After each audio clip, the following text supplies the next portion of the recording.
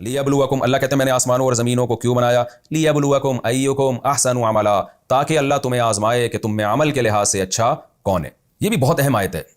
दुनिया में कोई किताब ऐसी नहीं है जो तख्लीक़ कायनात और तख्लीक़ इंसान का मकसद बताती हो। कुरान कह रहा है ना सूरह हूद की इब्तदा में, उहकिमत आयातुहु, इसकी आयात को हमने मजबूत कर दिया। बहुत इसके जो मज़ामीन हैं वो बड़े मजबूत मज़ामीन हैं, दलाइल के लिहाज से और दावे के लिहाज से, और उसमें जो क्लियरिटी है वो बहुत ही वाज़ेह है। सुम्मा फुस्सिलत, फिर इसको हमने डिटेल से बयान किया है।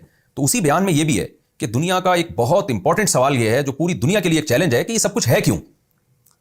जो नफ्स परस्त लोग हैं, शहवत परस्त लोग हैं, वो क्या कहते हैं हम एंटरटेनमेंट के लिए पैदा हुए हैं, हम मजे उड़ाने के लिए पैदा हुए हैं। उनको जब इस सवाल का जवाब नहीं मिलता ना ये सब कुछ क्यों है, तो वो ये कहते हैं मजे उड़ाने के लिए। कुछ लोग ऐसे हैं जो कहते हैं हमें नहीं पता हम क्यों हैं। तो सारी जिंदगी उनकी कंफ्यूजन में गुजरती है, उनके पास कोई हदफ ही नहीं होता, कोई मंजिल ही नहीं होती। कुरान ने इंसानों पर बहुत बड़ा एहसान ये किया है कि उनको उनकी पैदाइश का मकसद बता दिया। वो मकसद क्या है? अल्लाह कहते हैं मैंने आसमानों और ज़मीनों को क्यों बनाया, लियबलुवकुम, ताकि अल्लाह तुम्हें यानी इंसानों और जिन्नात को आजमाए, अय्युकुम अहसनु अमला, तुम में से ज्यादा अच्छा कौन है अमल के लिहाज से। ये खुद एक बलागत है, यानी अच्छाई में भी फिर मुकाबला होगा। अगर अल्लाह यूं कह देते कि तुम में कौन अमल के लिहाज से अच्छा है, तो ये हमें मकसद कायनात तो समझ में आ जाता। लेकिन लोग थोड़ा सा अच्छा बन जाते और अच्छों की फहरिस्त में दाखिल हो जाते, ज्यादा अच्छा बनने की कोशिश नहीं करते।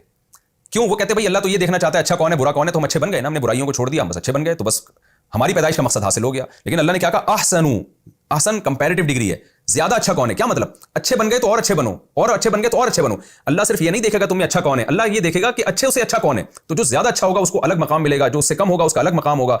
तो सिर्फ अच्छा बनना ये भी मकसद नहीं है, अच्छे से फिर मजीद अच्छा बनना, फिर मजीद अच्छा बनना, इसकी जुस्तजू में तुम लग जाओ और बुराई से अपने आप को बचाने की कोशिश करो। तो ये अल्लाह ताला ने इस आयत में हमें हमारा हदफ बताया है, और हमें अपनी ज़िंदगी इसी मकसद को सामने रख के गुजारनी चाहिए कि हम अच्छे बन के दुनिया से जाएं। अच्छे बनने के लिए अच्छे अमाल ज़रूरी हैं, अच्छे से अच्छा अमल करें और हर बुरे से बुरे अमल को हम छोड़ने की कोशिश करें। वला इन क़ुल्ता इन्नकुम मबऊसून मिन बादिल मौत, क्या बलागत है कुरान की। कुरान कहता है मैंने तुम्हें इसलिए पैदा किया, कायनात को इसलिए बनाया ताकि इंसानों को आजमाए कि उनमें अच्छे से अच्छा कौन है।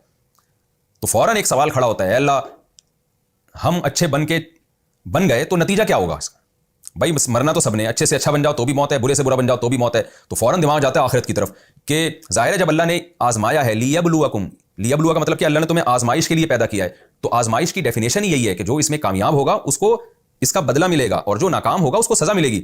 फौरन आखिरत की तरफ जहन जाता है। तो मुशरिकीन आखिरत का मजाक उड़ाते थे, तो कुरान ने फौरन कहा कि हमने तुम्हें पैदा आजमाइश के लिए किया है, तो वो आजमाइश का तो मतलब ही है कि क़यामत कायम होगी।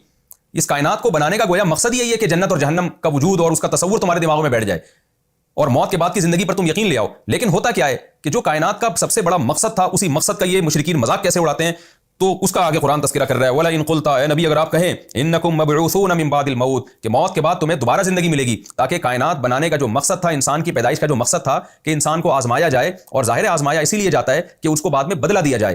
तो और वो क़यामत कायम किए बगैर मुमकिन नहीं है, चूंकि दुनिया में इंसान को बदला नहीं मिलता प्रॉपर। बहुत से अच्छे लोग पिस जाते हैं, बहुत से बुरे लोग तरक्की कर जाते हैं। तो ए नबी, कायनात का मकसद ही क़यामत कायम करना है। लेकिन ये कैसे बदबख्त लोग हैं जब आप इनसे कहते हैं वला इन क़ुल्ता इन्नकुम मबऊसून मिन बादिल मौत, लेकिन जब आप इनसे कहते हैं कि तुम मौत के बाद दोबारा जिंदा होगे, ला यक़ूलुन्न अल्लज़ीना कफ़रू, तो ये काफिर लोग जवाब में क्या कहते हैं, इन हाज़ा इल्ला सिहरुम मुबीन, ये कुरान एक खुला हुआ जादू है, इसके अलावा कुछ भी नहीं है।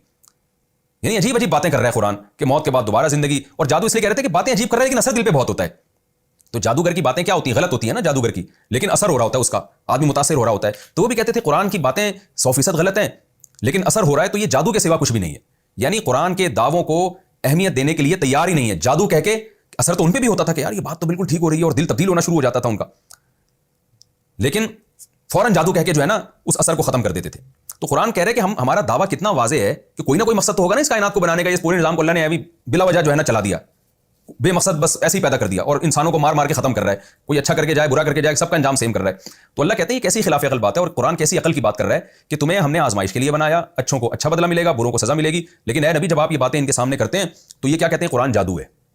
तो इतने वाज़ेह दावे को जादू कह के ये लोग मुस्तरद कर देते हैं। ये ऐसे ही है जैसे एक गवाह जो है अदालत में अपने मुद्दई के बारे में दलाइल के अंबार लगा दे, और जो मद्दे मुकाबिल में मुद्दा अलह है वो इस गवाह का मजाक उड़ा दे, ये कह के कि जय साहब, वकील साहब, आप जो हैं इसकी बातों से मुतासिर हो, ये जादू कर रहा है, ये जो है ना, आप जो इससे मुतासिर हो रहे हैं जादू की वजह से हो रहे हैं। भाई जादू की वजह से नहीं हो रहे, उसके दलाइल की क़ुव्वत की वजह से हो रहे हैं।